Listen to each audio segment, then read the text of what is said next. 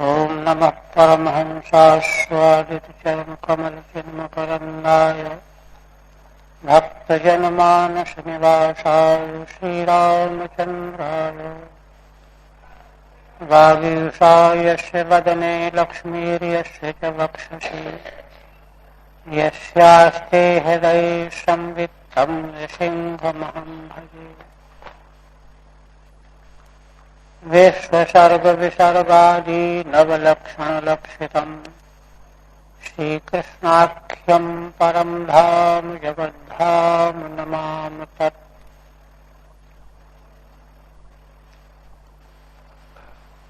श्रीमद्भागवत के तृतीय स्कंद का 9वां अध्याय पिछले दिन पूर्ण हुआ।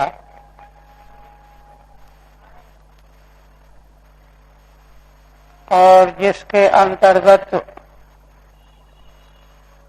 श्री भगवान ने ब्रह्मा जी को आश्वस्त किया,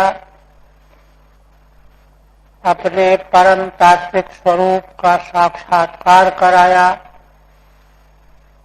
और सृष्टि रचना की आज्ञा दी। श्री ब्रह्मा जी ने जो प्रार्थना किया था कि भगवान आप जिस ज्ञान के द्वारा, ऐश्वर्य के द्वारा सारे विश्व को आनंदित करते हैं, उसका मुझ में स्पर्श कराइए। तो भगवान ने कहा कि जो तुम प्रार्थना कर रहे हो यह मैंने पहले ही तुमको प्रदान कर दिया है। भगवान का तो संकल्प ही सब कुछ है। तो फिर उनको हुआ कि मुझे तो अनुभव नहीं हो रहा, तो अनुभव होने के लिए फिर से तप करो, ज्ञान का अनुष्ठान करो। देखिए यही तो बात है। हम सारे जीव मात्र हैं तो भगवत स्वरूप ही, किंतु अनुभव नहीं कर पा रहे हैं। स्वरूप का अनुभव करने के लिए तप करना चाहिए और भगवदी ज्ञान का अनुष्ठान करना चाहिए। तो वही उपदेश ब्रह्मा जी को भगवान ने कर दिया और अंतर्हित हो गए। अब 10वें अध्याय में क्या क्या विषय है उसको श्रीधर स्वामी कहते हैं। 10वें काल संप्रश्न प्राप्तिम वक्तुम तदुद्भवः प्राकृतादि विभागेनो सर्वस्तु दशधोच्यते।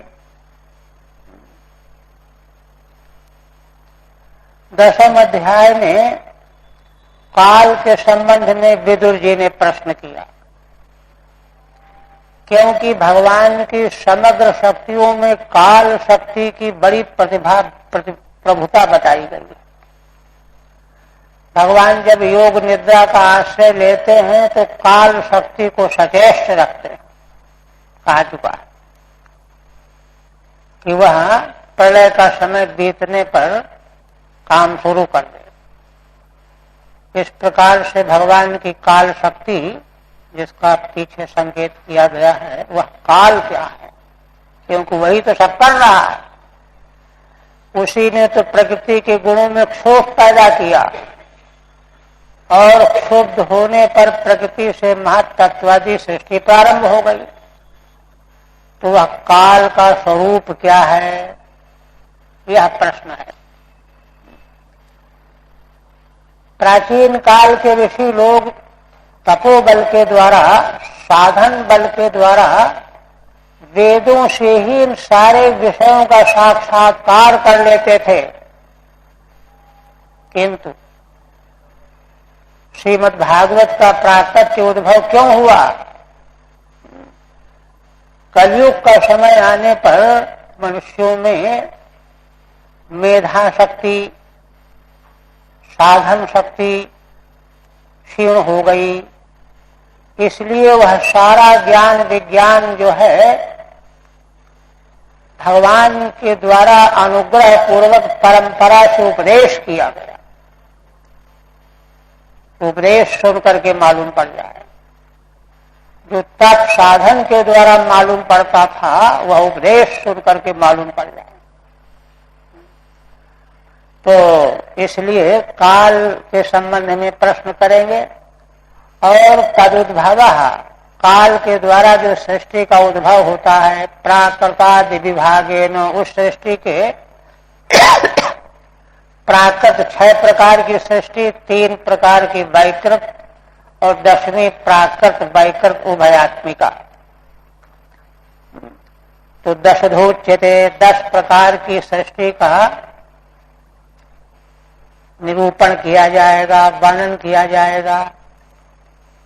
ये विषय है दशामध्याय। अब मूल में देखिए, विदुर जी प्रश्न करते हैं। पूर्व प्रसंग जहां से छूटा हुआ है वहीं के आगे पूछते। अंतर्हिते भगवती ब्रह्मालोक पितामह, प्रजा ससर्ज कतिधा दैहिकीर मानुषीर विभु। विदुर जी प्रश्न करने लगे कि भगवान, जब भगवान नारायण ने अपने को छिपा लिया, अंतर्धान हो गए, तब सारे लोकों के पितामह, पिता के भी पिता के पिता पितामह, उनसे पहले कोई है ही नहीं, सर्वलोक पितामह ब्रह्मा जी, उनको भगवान आदेश दे करके गए थे। तो उन्होंने प्रजा कतिधा ससर्ज, कितने प्रकार की प्रजा की सृष्टि की, और दोनों प्रकार से, दैहिकी देह के द्वारा, मानसी मन के द्वारा। संकल्प से भी सृष्टि ब्रह्मा जी ने की और देह के द्वारा भी की। तो विभु समर्थ ब्रह्मा जी ने प्रजा की कितने प्रकार के विभाग की सृष्टि की।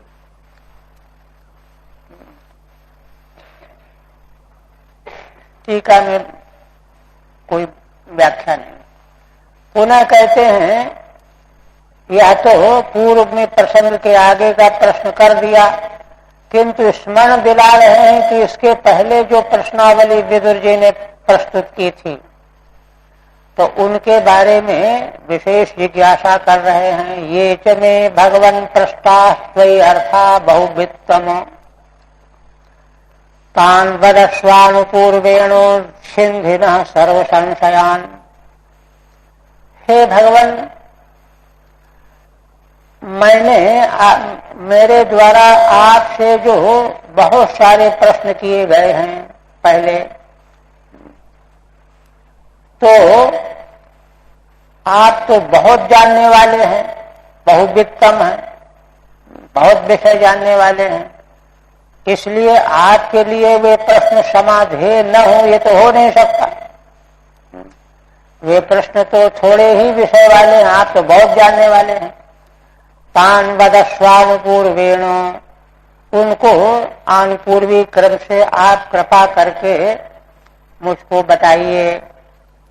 छिन्दिनः सर्व संशयान, और मेरे सारे संशयों का छेदन कर दीजिए। टीका में मया, मेरे द्वारा जो प्रश्न किए गए हैं, 16-17 प्रश्न किए गए, 8वें अध्याय। वदस्व, उनकी विवेचना कीजिए। वद भाषयस्वेति वा, अथवा उनको आभाषित कीजिए, उनका उत्तर प्रकाशित कीजिए।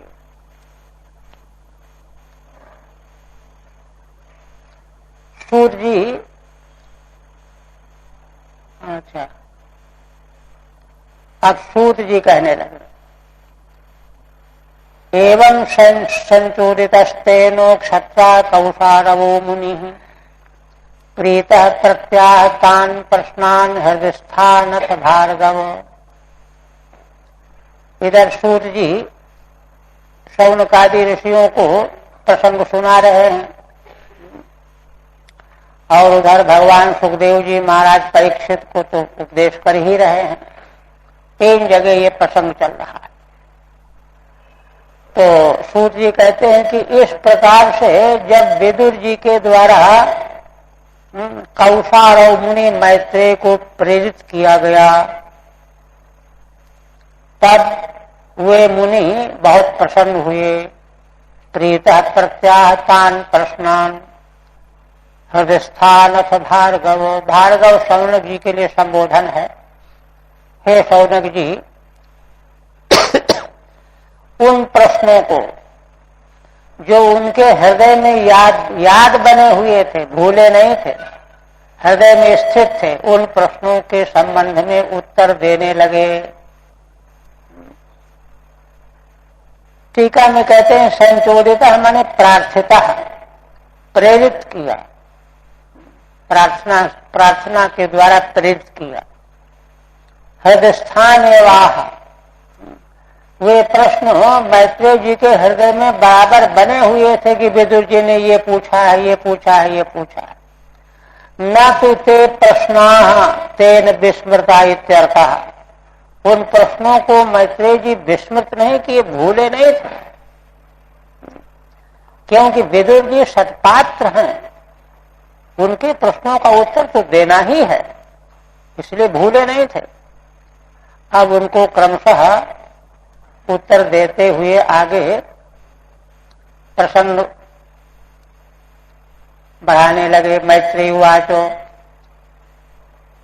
अब मैत्रेय जी भी वहीं से जहां भगवान उनको आशीर्वाद दे करके शंका समाधान करके अंतर्धान हो गए थे, वहीं से विरिंचोपि तथा चक्रे दिव्यम वर्ष शतम तपः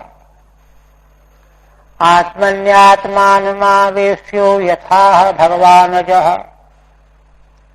मैत्रेय जी कहने लगे कि विदुर जी, श्री भगवान के अंतर्धान हो जाने के बाद अब दूसरा और तो कोई काम ब्रह्मा जी को था ही नहीं, तो विरिंच जो ब्रह्मा जी हैं, भगवान ने कहा था कि उसका अनुभव करने के लिए तुम तप करो, मेरे ज्ञान का अनुष्ठान करो, तो लग गए, है ना।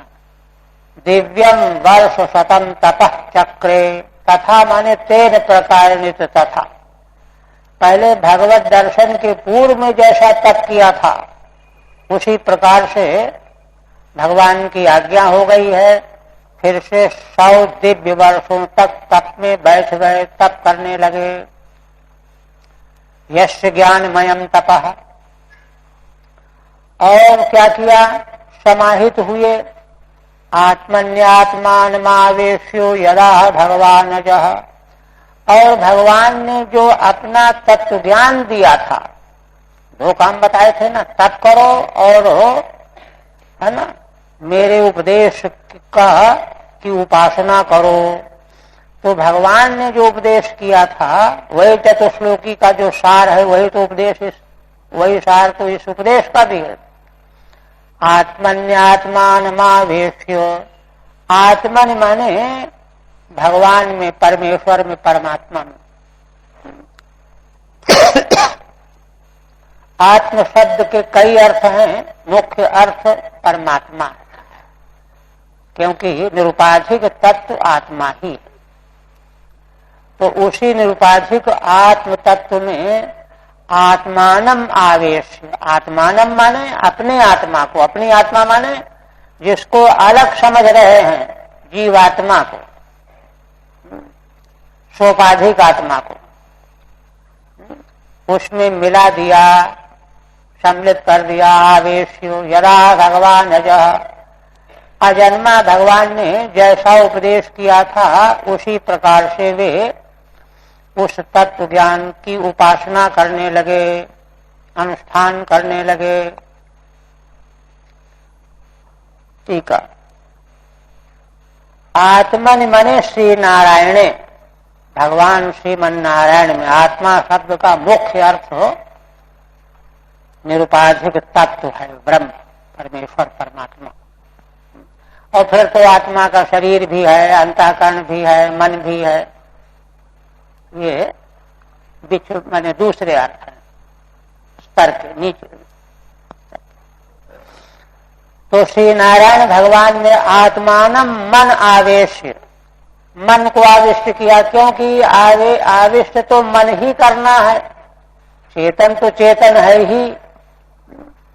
इसलिए जो उपाधि है, जो उपाधि अपने जीव स्वरूप को अलग किए हुए है, उपाधि से ही तो उसको मुक्त करना है। तो उपाधि मन अंतःकरण है, उसको लगा दिया भगवान में। तो जीवात्मा का स्वभाव बन गया है कि जहां जहां मन ले जाता है वहां वहां चला जाता है।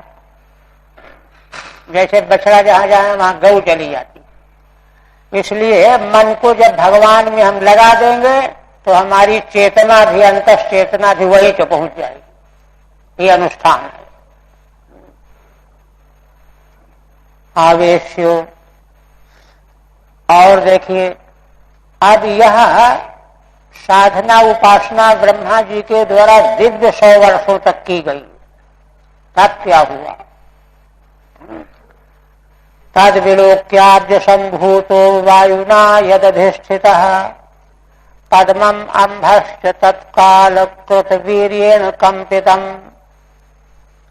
श्री मैत्रेय जी कहते हैं, अब्ज संभूतः, भगवान के नाभि कमल से जो प्रकट हुए थे ब्रह्मा जी, उन्होंने यद अधिष्ठितः, यत माने यस्मिन अधिष्ठितः स्थितः, यहाँ कर्ता में अक्ता प्रत्यय, अधिष्ठा धातु से कर्ता में प्रत्यय। अक्ता प्रत्यय भाव कर में होता है, किंतु विशेष जगहों पर कर्ता में भी हो जाता है। तो माने जिस भगवान की नाभि कमल पर ब्रह्मा जी स्थित थे, यद अधिष्ठितः, कौन? अब्ज संभूतः ब्रह्मा। उन्होंने क्या देखा? पद्मम अंभश्च, पद्म को जिसमें बैठे थे, और अंभ माने जल को, कमल जिसमें तैर रहा था, उन दोनों को देखा। क्या देखा? तत्काल कृत वीर्येण कंपितम विलोक्य। तत्काल माने प्रलय काल है ना, प्रलय काल के कारण जो भयंकर वायु चल रहा है, उसके बल से वह जल भी कांप रहा है समुद्र का, और कमल भी कांप रहा है। यह देखा। अच्छा, उधर उनकी दृष्टि गई कांपते हुए कमल को और जल को देखा। देख करके क्या किया? तपसा हेधमानेनो विद्या चात्म संस्थया विवृद्ध विज्ञान बलो न्यपाद वायुम सहाम्भसा। ये देखिए, श्री मैत्रेय जी कहते हैं कि श्री ब्रह्मा जी ने दृष्टि डाली जलाशय में और कमल में जिसमें बैठे थे कि कांप रहे हैं, हिल रहे हैं। तब उन्होंने तपस्या के द्वारा जो उनका बल संचित हो गया था, बढ़ गया था, हेधमानेन, अविद्या च, अविद्या, तपोबल विद्या बल है ना। विद्या कौन सी विद्या? आत्म संस्थया। आत्मा माने नारायण भगवान, भगवान में स्थिति रूपी जो विद्या, मन को भगवान में स्थित कर दिया था ना, बताया। तो यही विद्या है ना। अंतःकरण को समग्र पूरी तरह से भगवत स्वरूप में, भगवत तत्व में स्थापित कर देना ही आत्मविद्या है। आत्मा में स्थिति कराने वाली विद्या के द्वारा, तप के द्वारा दो ही साधन है। इससे क्या हुआ? विवृद्ध विज्ञान बलः, श्री ब्रह्मा जी का विज्ञान बल बहुत बढ़ गया, विशेष वृद्धि को प्राप्त हो गया विज्ञान बल। विज्ञान माने साक्षात्कार, अनुभव। विवृद्ध विज्ञान बल। और जब ऐसे हो गए तो सहांभसा वायु न्यपात, जल के सहित उस वायु को पी लिया। देखिए, श्री ब्रह्मा जी ने प्रलयकालीन समग्र जल और वायु का पान कर लिया। इतना बल बढ़ गया उनका तप के द्वारा और विद्या के अनुष्ठान के द्वारा। देखिए, असल में यह वैदिक इतिहास है। यह इतिहास ऐसा नहीं है कि पहले इतिहास में क्या लिखा जाता है, ऐसा हुआ ऐसा हुआ। इतिहास घटनाओं की श्रृंखला का वर्णन इतिहास कहा जाता है। वैदिक इतिहास ऐसा नहीं होता,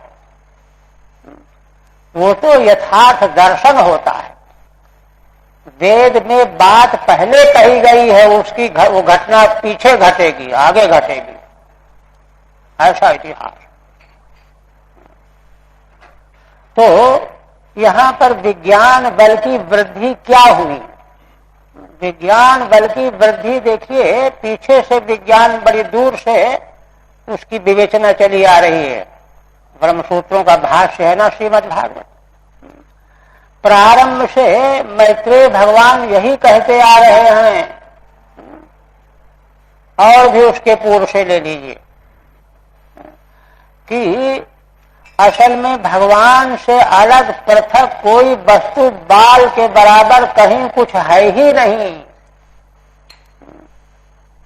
ये भगवान का स्वरूप बताया गया। ऐसे जो अद्वितीय भगवान हैं, उनको जब सृष्टि की इच्छा होती है तो सृष्टि का जो क्रम बताया गया, उस क्रम में भी यही बताया गया कि भगवान ने जो है काल क्रम से क्षुभित हुई उस माया प्रकृति में चिदाभास के गर्भ का आधान किया, उसे विराट प्रकट हो गया। और उस विराट के फिर आध्यात्मिक, आधिदैविक, आधिभौतिक 3 प्रकार का विभाग बताया गया। और सबके साथ में सब जगह यही कहते चले आ रहे हैं कि अमोघ संकल्प भगवान ही यह सब कुछ करते आ रहे हैं। और भी देखिए, वह जो भगवान की नाभि से कमल प्रकट हुआ था, उस कमल के बारे में अभी अभी पीछे बताए, जहां उत्पत्ति बताई गई, भगवान के उदर में विग्रह में समग्र विश्व ब्रह्मांड सूक्ष्म रूप से मौजूद है। सृष्टि की इच्छा होते ही वही भगवान के नाभि कमल के रूप में बाहर आ गया। और इतना प्रकाश था उसमें कि चारों ओर प्रलयकालीन अंधकार में चारों ओर प्रकाश फैल गया। सूर्य के उदय होने पर प्रकाश जैसे फैलता है,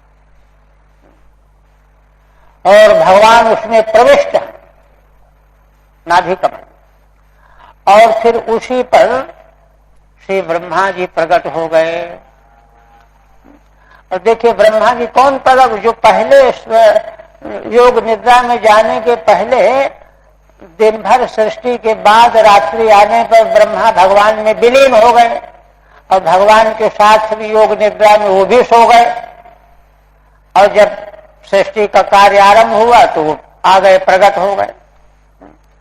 तो सब कुछ भगवान ही तो हो रहे हैं।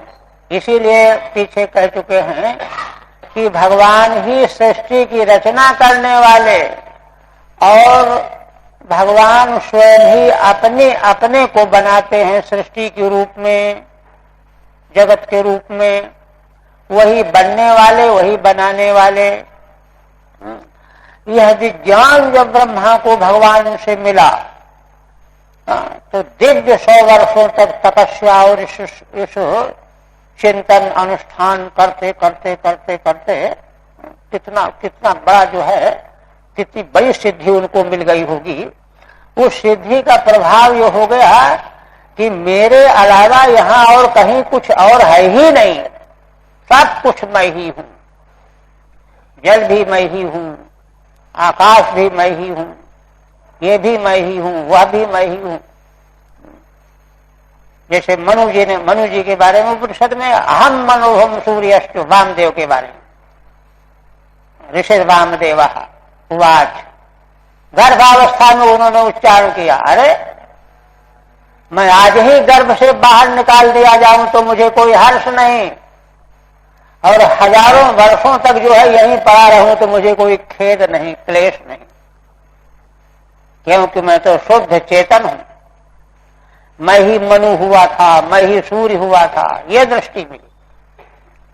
ये विज्ञान है, उसी को यहां कहा जा रहा है कि विवृद्ध विज्ञान बलो नेपाद वायु साम भसा, क्योंकि और किसमें इतना बड़ा बल है कि वह इतने बड़े प्रलयकालीन समुद्र को पी जाए और वायु को पी जाए। ज्ञान में ही बल है, विज्ञान में ही बल है, क्योंकि त्रैकालिक जगत प्रपंच असल में प्रज्ञान से ही प्रकट होता है। ये वेदांत शास्त्र का बहुत ही प्रामाणिक सिद्धांत है। पदार्थ का अस्तित्व भी विज्ञान में ही, ज्ञान में ही स्थिति प्राप्त करता है। ज्ञात सत्ता का यो पदार्थ, इसलिए वह विज्ञान, उस विज्ञान के जो है शास्त्रकारों ने दो आयाम बताए हैं। देखिए, जो जगत विषय ज्ञान का जो माध्यम बनता है वृत्ति ज्ञान, उस ज्ञान शब्द की निष्पत्ति होती कर्ण में प्रत्यय करके ज्ञायते अनेन ज्ञानम वृत्ति ज्ञान, और जो अद्वय ज्ञान तत्व रूप जो ज्ञान है जिसको प्रज्ञान कहा जाता है, वह तो ज्ञप्तिर ज्ञानम है। संवित्ति जिसका पंचदशी में तत्व विवेक प्रकरण में संवित्ति नाम दिया है विद्यारण्य स्वामी ने। संवित्ति आत्मा, तो संवित्ति रूप ज्ञान है। उसका जब साक्षात्कार हो जाएगा तो उससे बाहर तो कुछ है ही नहीं। इसलिए नेपाद वायुम सहाम भसा, ठीक है। विवृद्धम विज्ञानम बलम च यस्य, तप और विद्या का अनुष्ठान करते करते ब्रह्मा जी का विज्ञान, अच्छा हाँ, पांचवें की टीका रहे। अब्ज संभूतो ब्रह्मा, कमल से, भगवान के नाभि कमल से प्रकट होने वाले ब्रह्मा, यद अधिष्ठाय स्थित है, जिसमें स्थित थे तो कमल में ही स्थित थे। तो अधिष्ठाय स्थित में स्था धातु से कर्ता में अपता प्रत्यय है ना, भाव कर में होता हुआ भी यहाँ कर्ता में है। तत्पद्मम अंभस्य विलोक्य, ऐसे उन ब्रह्मा जी ने जिसमें बैठे थे उस कमल को और जल को देखा। कहते हैं कैसा देखा, कथम भूतम पद्मम अंभस्य, उनको पद्म और जल कैसा दिखाई दिया। तेन प्रलय कालेन कृतम वीर्यम यश तेन वायुना कंपितम, उस प्रलय काल के कारण जिस वायु वेग का बल बहुत ज्यादा था उससे वे दोनों कांप रहे थे। समुद्र और कमल दोनों कांप रहे थे, हिल रहे थे, है ना। ऐसे उस जल और वायु को दोनों को ब्रह्मा जी ने पी लिया। नेपाद तरेणान्वय, उन दोनों को देख करके कमल पर बैठे थे और वहीं बैठे बैठे देखा वायु को कि वायु के वेग से कमल भी हिल रहा है और समुद्र हिल रहा है, दोनों को पी लिया।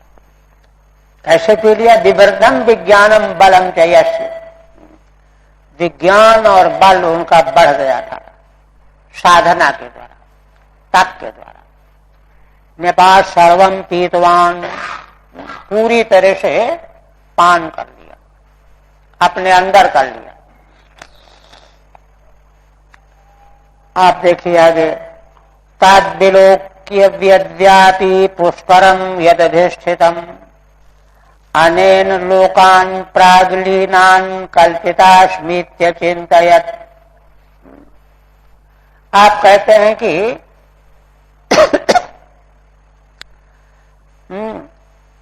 तत्पुष्करम विलोक्य, उस कमल को ब्रह्मा जी ने देख करके, कैसा है, वियद व्यापी। वियद व्यापी माने सारे आकाश में छाया हुआ है। वियत माने आकाश, आकाश को ढके हुए, इतना भारी है ना। और उसी में स्वयं बैठे हुए हैं। यद अधिष्ठितम में यहां पर भी कर्ता नहीं प्रत्यय है। ऐसे जिस कमल पर बैठे हुए हैं ब्रह्मा जी ने उस आकाश व्यापी पुष्कर कमल को देखा, दृष्टि उधर ले गए और लेकर के तुरंत विचार कर लिया।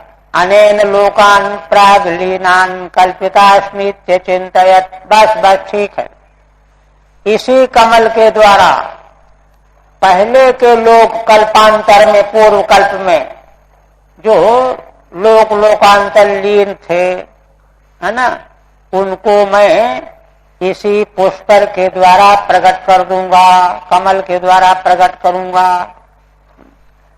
इति अचिंतयत, ऐसा चिंतन किया। टीका, पुष्करम पद्मम प्रागलीनान त्रीन लोकान। तीनों लोक, ब्रह्मा जी जब रात्रि में शयन करते हैं दिन भर के बाद, तो तीनों लोकों का प्रलय हो जाता है, नित्य प्रलय कहा जाता है। तो उन्हीं पहले से के लीन हुए तीनों लोकों को मैं इसी कमल के द्वारा ही बनाऊंगा। कल्पितास्मि सुरक्ष्यामि, बनाऊंगा। और फिर पद्मकोशम तदाविश्य भगवत कर्म चोदितः एकम व्यभांसी दुर्धा त्रिधा भाव्यम द्विशतधा। कहते हैं कि इसके बाद चिंतन किया,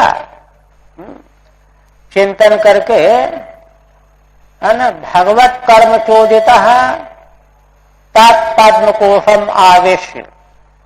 भगवान के असल में यहाँ मूल का कहना यह है, मैत्रेय जी कहते हैं कि यद्यपि सब कुछ तो करने वाले भगवान ही हैं, ब्रह्मा तो केवल निमित्त मात्रम भाव सव्यसाचिन की तरह से। सब क्रियाकलाप तो भगवान का है। देखिए दूसरे स्कंद में जब नारद जी ने ब्रह्मा जी से प्रश्न किया था सृष्टि के संबंध में, तो ब्रह्मा जी ने गदगद होकर के, भाव विभोर होकर के कहा कि अरे वत्स नारद, तुम क्या जानो, तुम मुझी को जगत गुरु माने बैठे हो। तो पहले मैं उस माया को नमस्कार करता हूं जिससे मोहित होकर के सारे संसारी मुझे को जगत गुरु मान रहे हैं। वास्तव में तो जो भगवान सब कुछ करने वाले हैं, उन्हीं का सब कुछ किया कराया है। उनके द्वारा प्रकाशित लोगों को मैं केवल दिखावे के लिए निमित्त बन जाता हूं। वही कहा है ब्रह्मा जी ने, वही बात यहां कह रहे हैं। भगवत कर्म चोदिता, मानो पूर्व प्रेरक रघुवंश विभूषण है ना, भगवान ही भीतर विराजमान होकर के प्रेरित करके ये करो, ये करो, ये करो, प्रेरित होकर के। और जैसे भगवान के द्वारा प्रेरणा मिली तो उस पद्म कोश में ब्रह्मा जी आविष्ट हो गए, प्रविष्ट हो गए। और प्रविष्ट होकर के क्या किया, एकम विभांसी दुर्धा, वह पुष्कर कमल एक है, उसको कई भागों में विभाजित कर दिया। त्रिधा, तीन प्रकार से, भाव्यम द्विशतधा। कहते हैं कि अरे एक कमल को तीन भाग से विभाजित कर दिया। अरे कहते हैं कि वह कमल क्या है जानते नहीं हो, वह तो द्विशतता भाव्यम, द्विशत माने 14, 14 विभागों में वह विभक्त होने योग्य है, तो 3 भाग में विभक्त कर दिया तो कौन बड़ा आश्चर्य हो गया। वह तो 14 भागों में विभक्त किया जा सकता है, इतना व्यापक है। 3 भागों में त्रिलोकी बनानी थी, तो 3 भागों में विभक्त किया ब्रह्मा जी ने प्रविष्ट होकर के। टीका कहते हैं, श्रीधर स्वामी कहते हैं, भगवता स्वयं करणीय कर्मणि, जो कर्म भगवान के द्वारा स्वयं ही करणीय है, कर्तव्य है। करनी क्यों कहते हैं? करनी का मतलब यह है कि भगवान के किए बिना और कर ही कौन सकता है। कर्मणि चोदिता प्रेरित होकर के, नियुक्ता संस्तदा, नियुक्त है ब्रह्मा जी, तदा पद्मकोशम प्रविश्य, तब वे उस पद्मकोश में प्रविष्ट हो गए भगवान के द्वारा नियुक्त किए होकर के। और तम एकमेव त्रिधा, उस एक ही पुष्कर को 3 भागों में व्यक्त कर दिया। त्रिधा लोक रूपेण, 3 लोक के रूप में, विभांसित विबधात, 3 भागों में विभक्त कर दिया। तो कहते हैं, अरे एकेन कमल मुकुलेन कथम लोकत्रय सृष्टि, एक ही तो कमल का वह पुष्प है, उससे लोकत्रय की सृष्टि कैसे बन गई? ये तो असंभव लगता है। असंभावनाम वारयितुम, इस असंभावना का वारण करने के लिए तस्य विशालता माह, उसकी विशालता कहते हैं। द्विसप्तधा माने 14 लोक रूपेण, और ऊर्ध्वा का अर्थ है कि उससे भी ज्यादा। 14 तो है ही, 20-25 ऊर्ध्वा ततो भी बहुत प्रकारेण भाव्यम भावयितुम योग्यम, वह तो अनेक प्रकार से व्यक्त करने के योग्य है। अतो न तेन त्रिलोकीकरणम चित्रमित्यर्थः, इसलिए श्री ब्रह्मा जी के द्वारा 3 लोकों को बनाया जाना, 3 भाग कर देना, 3 लोक बना देना चित्र नहीं है, कोई आश्चर्य की बात नहीं है। कहते हैं कि अच्छा, क्यों ब्रह्मा जी ने 3 लोक ही क्यों बनाए? ये विषय जो है हमेशा स्मरण बनाए रखने के लिए समझ नहीं होगी। तो शास्त्रों में मिलेगा, यही मिलेगा, और कहाँ मिलेगा? कहते हैं कि एतावान जीवलोकस्य संस्था भेद समाहृत धर्मस्य ही अनिमित्तस्य विपाकः परमेष्ठ्यसौ। श्री मैत्रेय जी कहते हैं कि देखो विदुर जी, जीवलोक में जो संस्था भेद है, रचना भेद है, सृष्टि भेद है, वह इतना ही है। 3 लोक तक सीमित है।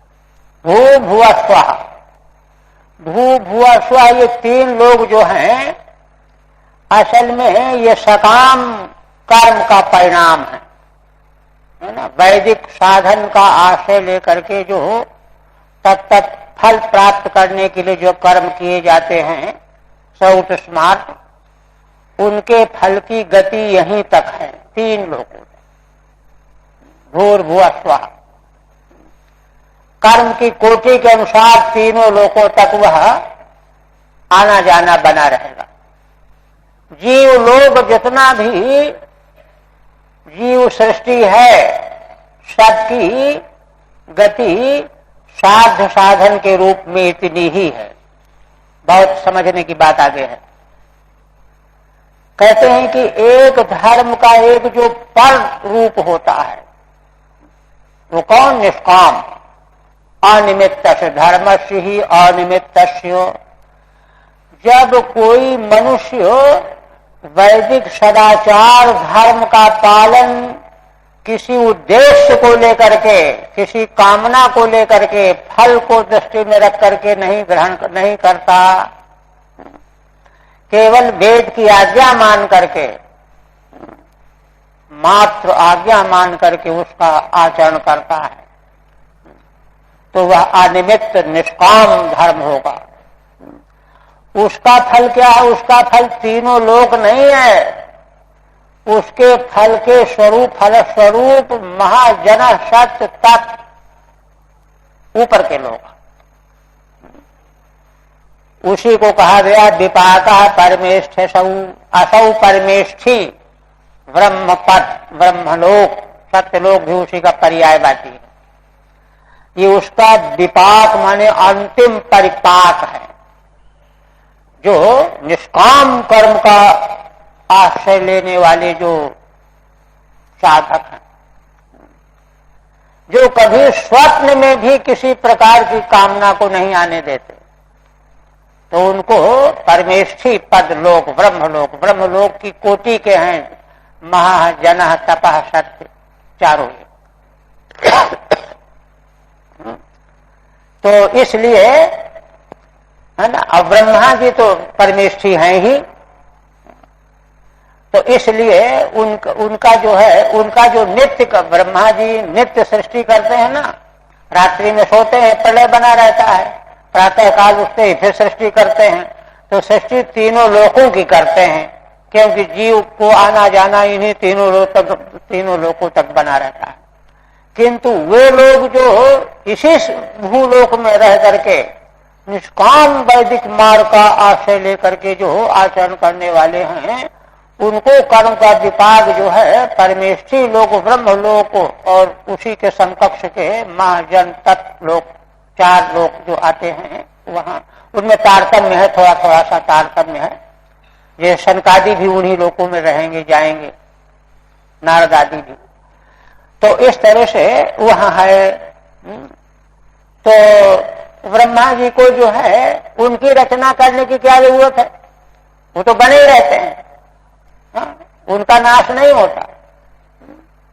उनका नाश क्या, उनका कैसा क्या होता है? उनका यह होता है कि फिर उन चारों लोकों के जो सिद्ध महापुरुष हैं, जनलोक तपलोक सत्यलोक वाले, ब्रह्मा जी का जब द्विपरार्ध की आयु पूरी हो जाएगी, ये तो सृष्टि रोज की है उनकी, अब इस तरह की माने 1000 चतुर्युगी के क्रम से उनका रात दिन, फिर इसी तरह से पक्ष मास वर्ष, फिर 50 साल, फिर और आगे की 50 साल, द्विपरार्ध की आयु जब बीत जाएगी तब ब्रह्मा का काम समाप्त हो जाएगा, ब्रह्मा का परिवर्तन होगा। अब तो ब्रह्मा जो है मुक्त हो जाएंगे, उन्हीं ब्रह्मा जी के साथ तपलोक सत्यलोक और महालोक जनलोक के ऋषि भी ब्रह्मा जी के साथ ही मुक्त हो जाते।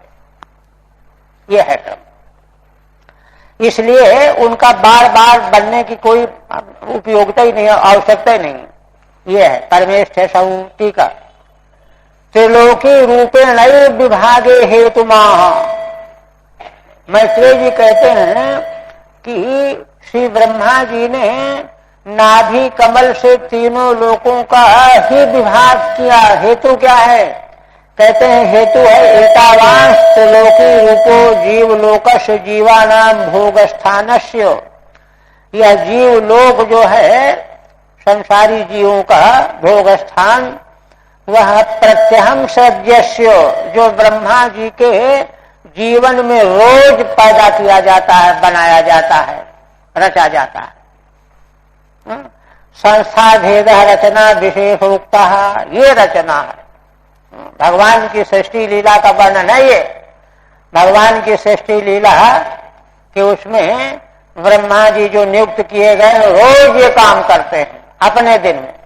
हमारे लिए तो इतना ये सृष्टि का काम हो गया 1000 चतुर्युगी, सतयुग त्रेता द्वापर के लोग 1000 बार आएंगे जाएंगे, 14 मनवंतर बीत जाएंगे, आगे सब आएगा। तो कहते हैं ननु परमेष्ठिनो तो जीवत्वा विशेषात। फिर प्रश्न करते हैं कि अरे जैसे दूसरे जीव वैसे परमेष्ठी ब्रह्मा भी जीव से अलग तो है नहीं, क्योंकि ये भी तो डर रहे। बताए स्तुति में कहा कि मैं भी डरता रहता हूं काल से, मैं स्तुति करता हूं भगवान की कि भगवान का दर्शन मिल जाएगा तो डर खत्म हो जाएगा। तो जीवत्व में विशेषता क्या है? जीवत्वा विशेषात ब्रह्मलोकस्यापि किमिति प्रत्यहम सृष्टि न भवति। तो ब्रह्मलोक की सृष्टि रोज क्यों नहीं होती? जीव की कोटि में तो ब्रह्मा भी है। तत्राह, इस आकांक्षा पर कहते हैं कि नहीं। क्यों? ही यस्मात् अनिमित्तस्य निष्कामस्य धर्मस्य विपाकः फल रूपो असौ। ब्रह्मा जी का जो पद है, यह अनिमित्त जो निष्काम धर्म का आचरण है। देखिए वैदिक साधन की कितनी गहरी व्याप्ति है कि उसका आचरण जो है पूर्णतया निष्काम हो, निर्निमित्त हो, निर्हेतुक हो, तब जाकर के धर्म से विपाक, ऐसे धर्म का विपाक फल रूप है। यह फल रूपो असौ। बृहदारण्यक उपनिषद में संकेत किया गया है कि कई लोग ब्रह्मा बनने के लिए यत्नशील होते हैं। जैसे इंटरव्यू भाग लेते हैं सैकड़ों, चयन एक का होता है, दो का होता है। वैसे ही है ना, उसमें भाग, उसके लिए प्रयत्नशील होने वाले साधक जो हैं हजारों लाखों में जिसका सर्वोत्कृष्ट कर्म विज्ञान होगा उसी को ब्रह्म पद मिलता है। और सर्वोत्कृष्टता की कसौटी क्या है? निष्कामता किस तरह की है, किस कोटि की है? निष्कामता की पराकाष्ठा हो, ऐसा यह परमेष्ठी पद ब्रह्मा पद है। इसलिए इसकी रचना नित्य प्रति नहीं होती। उपलक्षणम एतत् सत्यलोकस्य महाप्रभृत लोकानाम तद्वासिनाम च। श्रीधर स्वामी अन्यत्र शास्त्रों के प्रमाण को आधार बना करके कह रहे हैं कि देखो, यद्यपि मूल में केवल ब्रह्मा जी का नाम ले रहे हैं मैत्रेय जी, लेकिन यह उपलक्षण है। उपलक्षण किसका किसका है वही कहते हैं। उपलक्षण में तत् सत्यलोकस्य, सत्यलोक ब्रह्मलोक, महाप्रभृत लोकानाम, महा और जनः तपः तीन लोक और, ये जो महा तपः जनः तीन लोक और हैं, इनका उपलक्षण माने चारों। ये लोक माने स्थान, और इन स्थानों में निवास करने वाले साधक ऋषि तद्वासिनाम च। इसलिए वे सब के सब जो हैं चारों लोकों वाले परमेष्ठी लोक के ही समान होते हैं। और जब ब्रह्मा जी के पूरे दो अपराध बीत जाते हैं, वे मुक्त होते हैं, तो उन्हीं के साथ में ये चारों लोक के ऋषि भी मुक्त हो जाते हैं। ये जब कारक पुरुष के आगे जो है कातलोपाख्यान में एक रहस्य और व्यक्त करेंगे स्वयं भगवान कपिल जी माता देवहूति को, तो उससे कोई जो है भेद नहीं आता। वहां अब उस प्रसंग को यहाँ भी नहीं रखेंगे, नहीं तो बहुत समय लग जाएगा। तो अभी यहाँ बात यह है त्रैलोक्यस्य, अच्छा तद्वासिनाम च त्रैलोक्यस्य काम कर्म फलत्वात् प्रतिकल्प मुत्पत्ति विनाशौ भवतः। तीनों लोकों में कहीं भी रहने को मिले, शरीर मिले, है ना, तो वह काम कर्म का फल ही है। जिन जीवों ने कोई न कोई कामना करके कर्म किया है, धर्म का आचरण किया है, तो उनको इन्हीं तीनों लोकों में अपने कर्म के अनुसार जगह मिल जाएगी, जाति आयु भोग मिलेगा। इसलिए तीनों लोकों की प्रतिकल्प में उत्पत्ति हुआ करती है, उत्पत्ति और विनाश प्रत्येक कल्प में। ब्रह्मा जी का दूसरा दिन जब आएगा तो फिर से नई सृष्टि होगी, रात्रि में विनाश हो जाएगा। तीनों लोकों का रोज होता है उनके दिन में। महाप्रवृत्ति नाम उपासना समुचित निष्काम धर्म फलत्वाद विपराध पर्यंतम नानासः। देखिए कहते हैं कि तीनों लोकों के ऊपर महाजना तपः सत्य चार लोक इनकी महिमा क्या है इन लोगों की, देखिए इनके बारे में जानकारी प्राप्त करना पुण्य प्राप्त करना है ना। प्रभृति नाम उपासना समुचित निष्काम धर्म फलत्वात्, उपासना से युक्त निष्काम धर्म का फल है ये आगे वाले लोग। और द्विपराध पर्यंतम, द्विपराध ब्रह्मा का जितनी आयु है ना, तत्पर्यंतम न नाशः, उनका नाश ही नहीं है, अक्षय फल है उनका। तत्स्थानाम च ततः परम प्रण मुक्तिरिति भावः, है ना।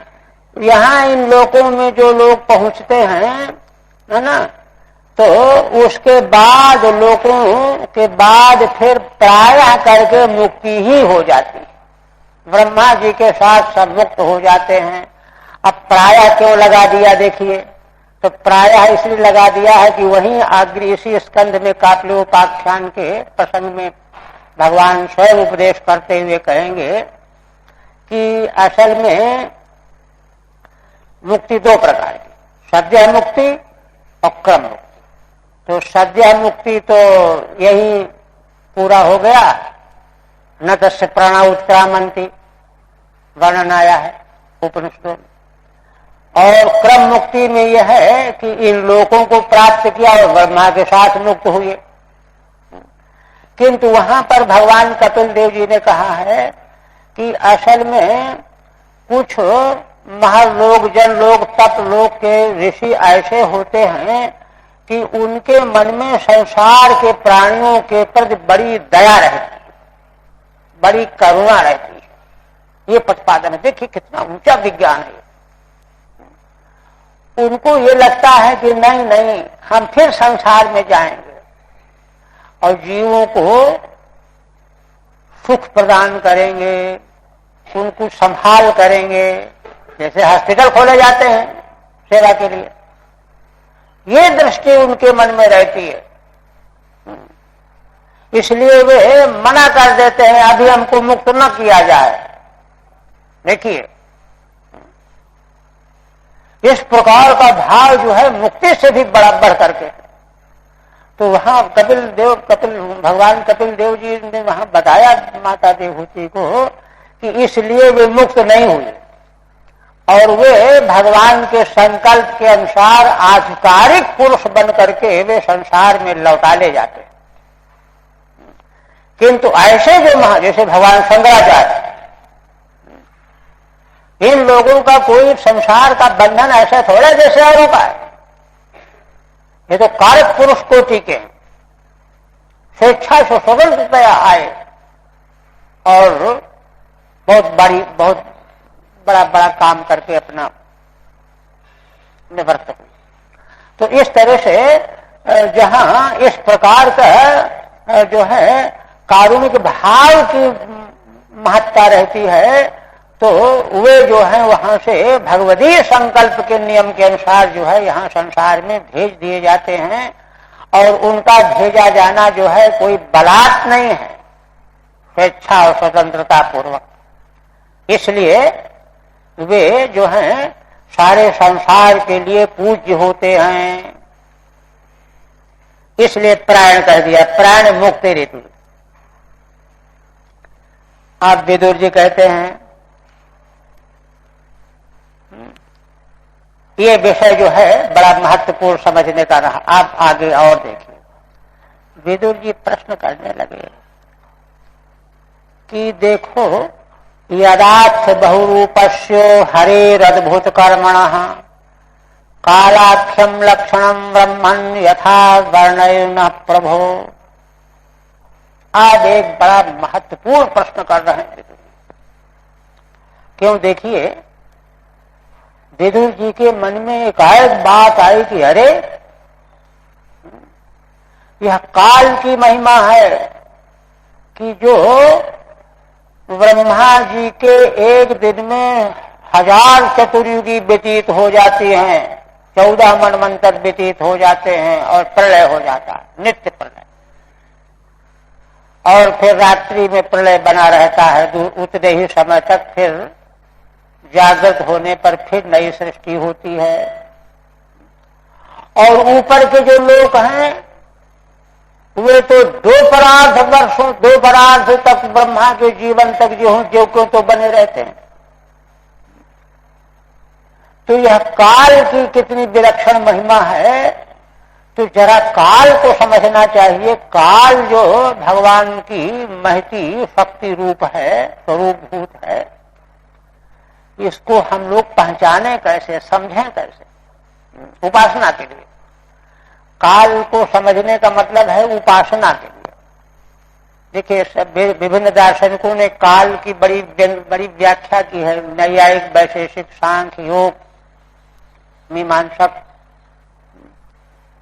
किंतु सब में कुछ न कुछ लगा रह गया। यहां जो है निर्मल व्याख्या काल के स्वरूप का निर्वचन किया जा रहा है। आगे भी आए, तीसरे स्कंद में एक जगह और भी आएगा। तो आप देखिए यहाँ क्या पूछ रहे हैं। क्योंकि देखिए, काल शक्ति ही वही तो प्रकृति के गुणों को क्षुब्ध करने वाली है। और प्रकृति गुण जैसे क्षुब्ध हुए, महातत्व पैदा हो गया। अब बस क्रम चल गया। एक बार गुण क्षुब्ध होने के बाद फिर प्रक्रिया चल पड़ी। वह प्रक्रिया चल पड़ती है ना, तो इसको परिणामवाद कहते हैं। परिणाम फिर रुकता नहीं है। वेदांत सूत्रों में जो है सांख्यों के इस सिद्धांत का वेदांत के द्वारा निराकरण कर दिया गया है, क्योंकि इसका उत्तर उनके यहां मिलता नहीं। उत्तर क्या देंगे? परिणाम जो है,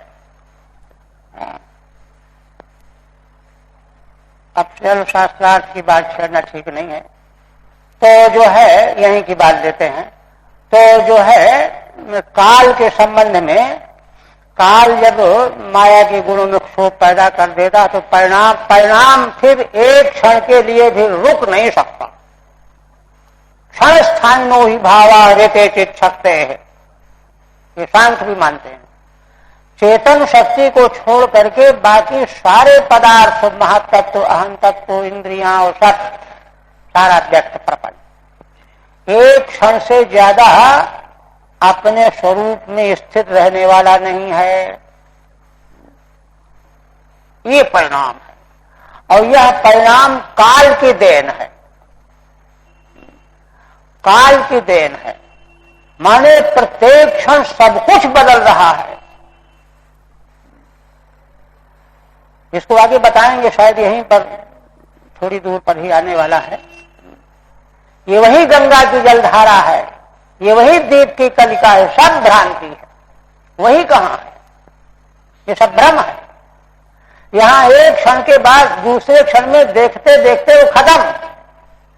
11वें स्कंद में तो भगवान इसी आधार पर जो है जगत मिथ्यात्व का पोषण करेंगे। 5वें स्कंद में भी 3 जगहों पर कितने सशक्त तरीके से प्रतिपादन करेंगे। तो ऐसे काल के बारे में जानना चाहिए।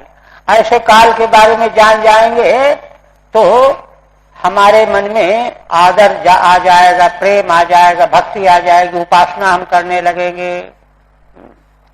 इसलिए यदार्थ बहुरूपस्य हरे अद्भुत कर्मणः कालाक्षम लक्षणम ब्रह्मण यथा वर्णयेन प्रभो। आप में भगवान एक तो अद्भुत कर्म करने वाले हैं। वो तो कितनी बार कहा गया कि भगवान के लीला कर्मों को कोई जान ही नहीं सकता। ब्रह्मा, शिव आदि कोई नहीं जान सकते, स्वयं भगवान भी नहीं जान सकते अपने माया के वैभव को, ये भी कहा गया है पीछे।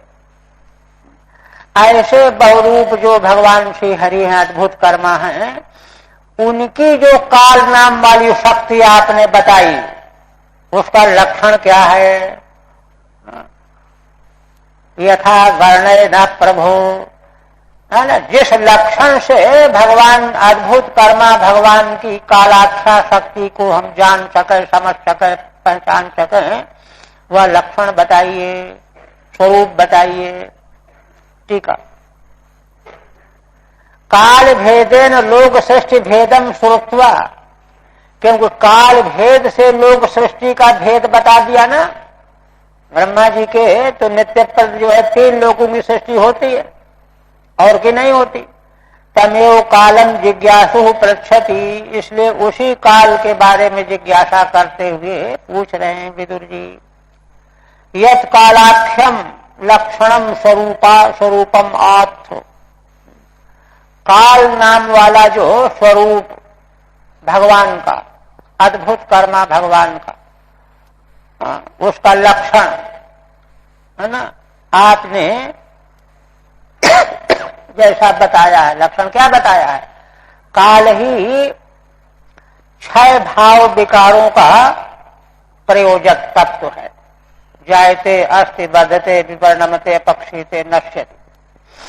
तो अब्रवीहि कथम काल कल्पते, वह काल जो है ना, कैसे जाना जाता है, कैसे पहचान, कल्पते माने पहचाना जाता है, अनुमान किया जाता है कि काल ने ये किया। काल कोई दिखाई तो देता नहीं है, उसकी पहचान कैसे होती है? किम वातस सूक्ष्मम स्थूलम च रूपम इति यथावत वर्णयित्यर्थः, आखिर उस काल का स्थूल और सूक्ष्म रूप है क्या, कैसे उसकी पहचान होती है, इसको आप यथावत वर्णन कर दीजिए। तब मैत्रेय जी तो विदुर जी पर बहुत प्रसन्न है ना। ऐसे सत्पात्र कहाँ मिलते हैं प्रश्न करने वाले। तब उत्तर देते हैं, कहते हैं कि देखो, गुण व्यतिकराकारो निर्विशेषो प्रतिष्ठितः पुरुषस्तदुपादानम आत्मानं लीलया सृजत। देखिए क्या कहते हैं, गुणों का जो व्यतिकर, व्यतिकर माने परिणाम, कम ज्यादा होना है ना। तो वह जो गुणों का जो प्रगति के सतरजतम गुणों का जो व्यतिकर परिणाम, वह परिणाम ही उसका आकार है। प्रकृति के तीनों सत्वादी गुणों का जो परिणाम होता है, और परिणाम देखिए पहले हम बताए प्रत्येक क्षण परिणाम होता ही रहता है। तो इस प्रकार से उस परिणाम के द्वारा जो है काल शक्ति का अनुमान किया जाता है, पहचान की जाती है। वही उसका आकार है, गुणों का व्यतिकर ही आकार है, गुण परिणाम ही आकार है काल को समझने पहचानने का।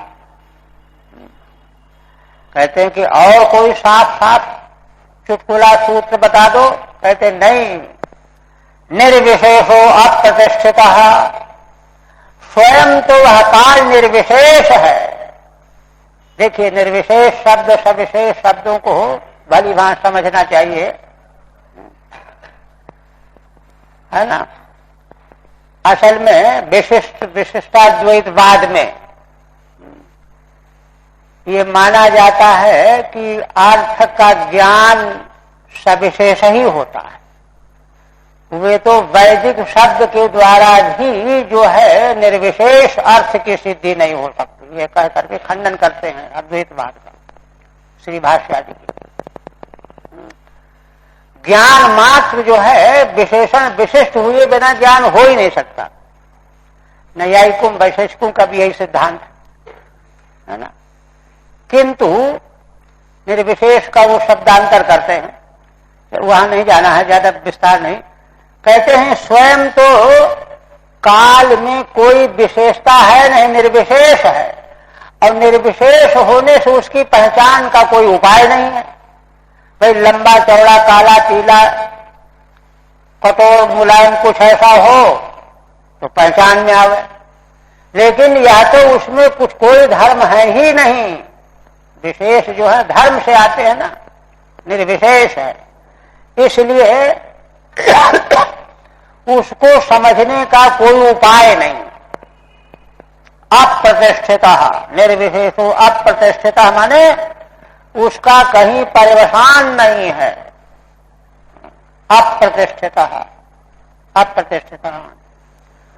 और कहते पुरुषस्तद उपादानम आत्मानम लीलया सृजत।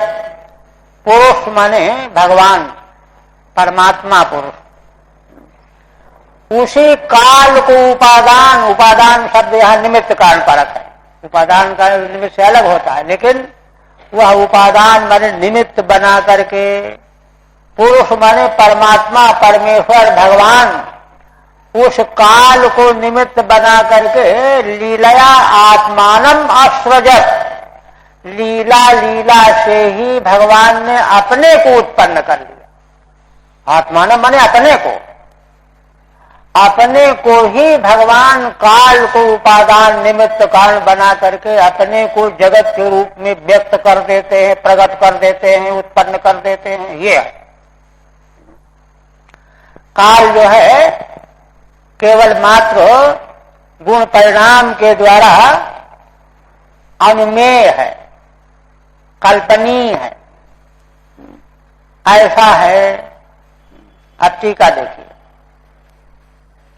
तत्र सामान्यतः कालस्य स्वरूपम अत्रोच्यते। कहते हैं देखो, अभी तो मैत्रेय जी ने विदुर जी के प्रश्न को सुन करके काल के सामान्य रूप का निरूपण किया है।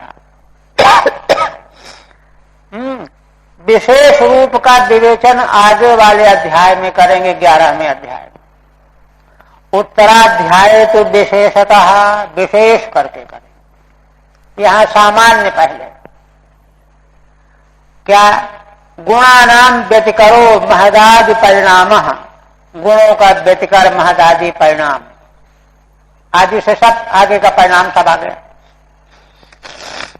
तेनैव आक्रियते, यह उसी परिणाम के द्वारा ही जो आकलित किया जाए, समझा जाए, यह सा काल इति शेषः, वही काल है।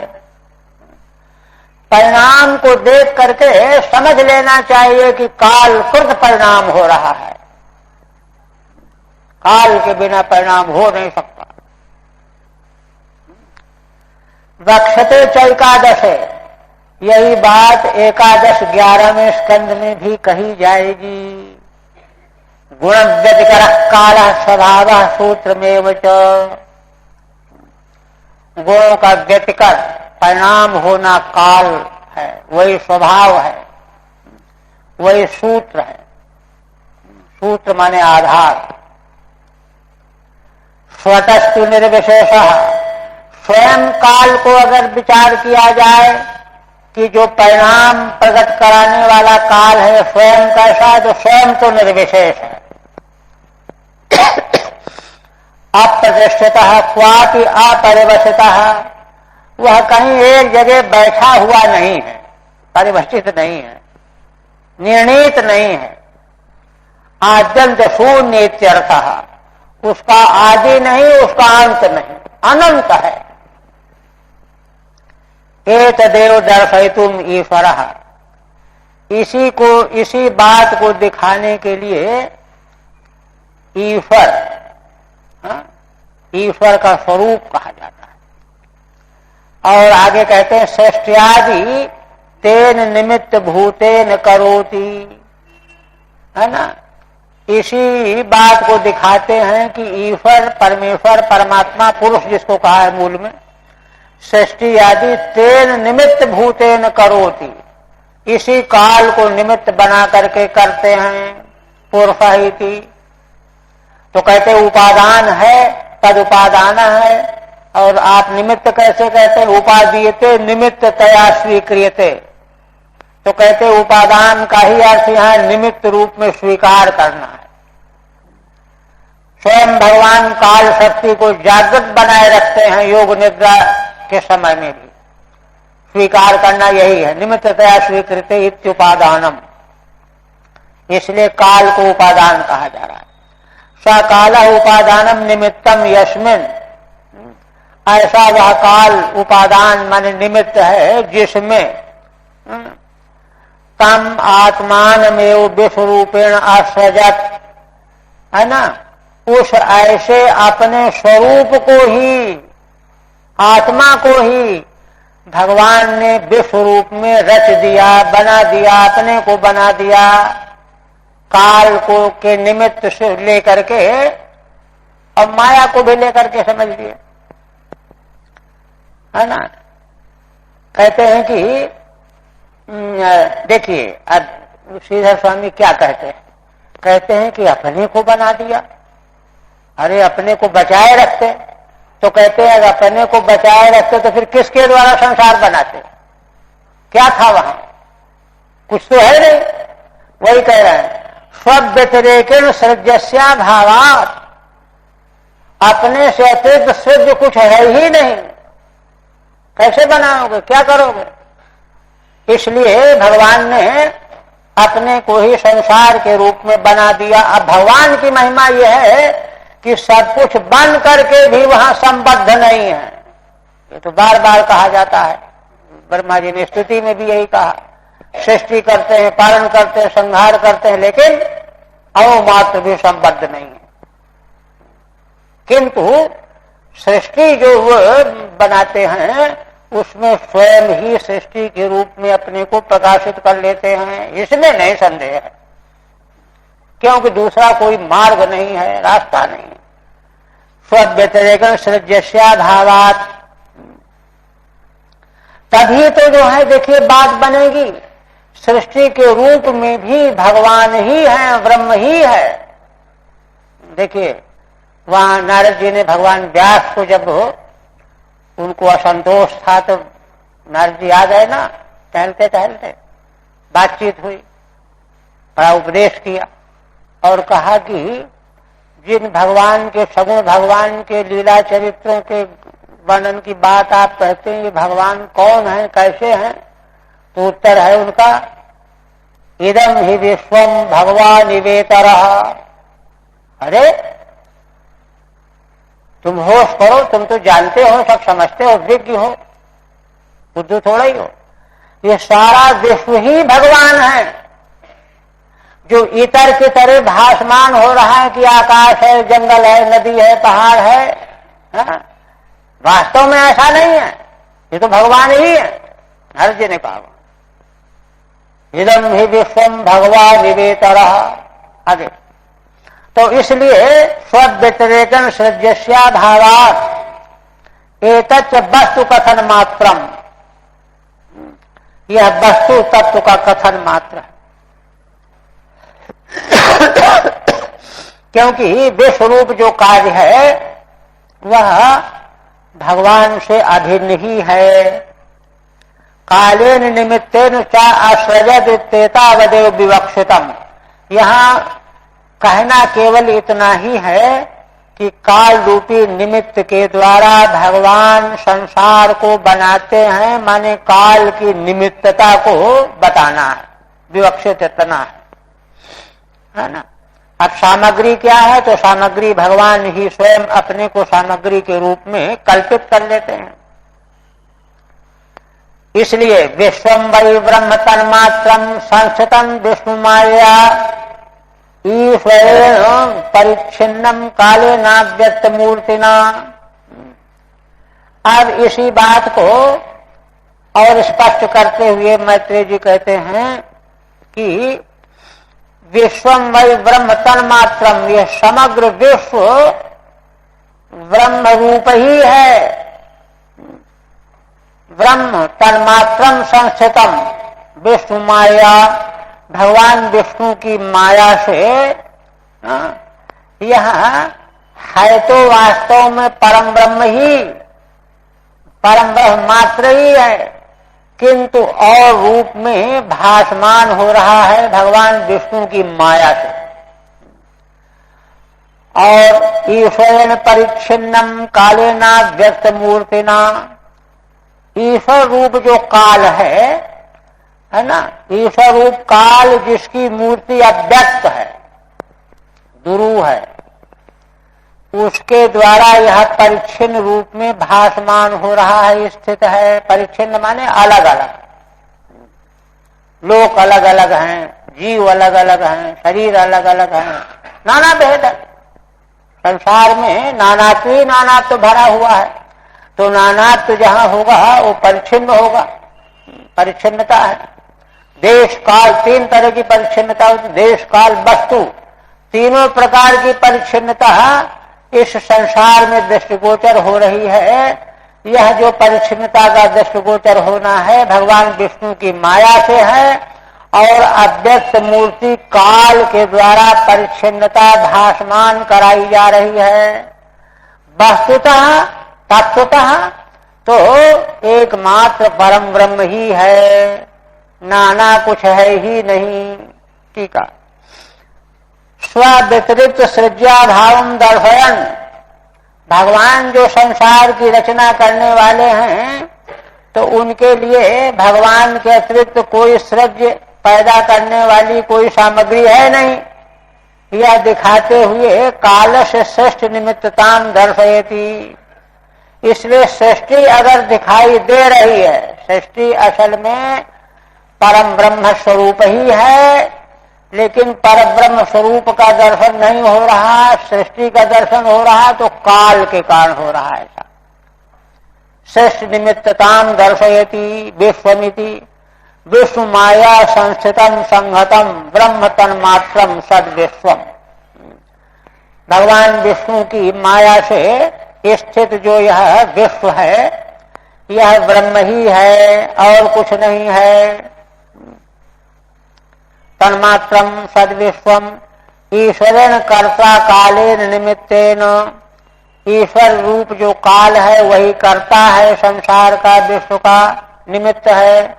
उसने परिच्छिन्नम पृथक प्रकाशितम, है ना, जो है वस्तुतः परम ब्रह्म ही, उसको देश काल वस्तु से पृथक करके प्रकाशित कर दिया है। तो कहते हैं कौन वह काल है जिसने ऐसा कर दिया है, उसको हम भी जरा देखें। कहते हैं क्या देखोगे, अव्यक्ता मूर्ति स्वरूपम यस्य। अरे भाई, उसकी मूर्ति, उसका स्वरूप व्यक्त नहीं है कि तुमको कह दिया जाए जाओ वहां देख आओ, है ना। अव्यक्त मूर्ति है, स्वतो निर्विशेषता दर्शिता। अव्यक्त मूर्ति होने से वह स्वयं स्वरूपता निर्विशेष है। और जब तक कोई विशेष नहीं हो, इंद्रियां हमारी, है ना, इनका स्वभाव है कि ये परिच्छिन्न को ही ग्रहण करती हैं, विशेष को ही ग्रहण करती हैं, और वह तो निर्विशेष है, इसलिए उसका प्रत्यक्ष किसी प्रकार से नहीं हो सकता, ज्ञान ही नहीं हो सकता। बस रहने दें।